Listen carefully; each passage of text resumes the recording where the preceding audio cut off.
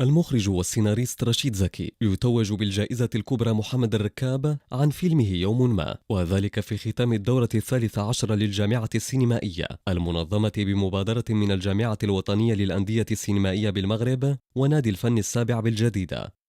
الفيلم يعرض للمرة الثانية بعدما تم عرضه من قبل ضمن فعاليات المهرجان الوطني للفيلم بطنجة.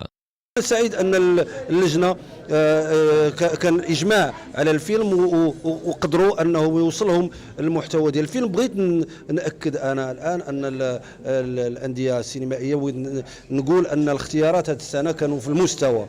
فيلم الشامبري لفداء السباعي توج أيضا بجائزتي محمد بسطاوي للتشخيص ومحمد دهان للإخراج، كما فاز فيلم الحقيقة للخضر الحمداوي بجائزة عبد الرزاق غازي فخر للسيناريو، فيما حصل فيلم علاش لنور الدين علوي على تنويه خاص من طرف لجنة التحكيم. التظاهرة تميزت أيضا بتنظيم عدة أنشطة وورشات اهتمت بتطوير مهارات المشاركين في مجالات متعددة.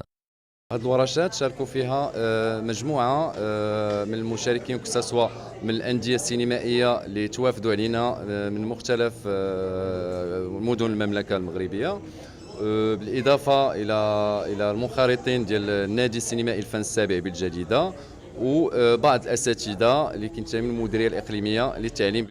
وشكلت هذه التظاهرة منصة حوار وتبادل ثقافي بين المبدعين السينمائيين، حيث جمعت مختلف الفاعلين في الحقل السينمائي المغربي.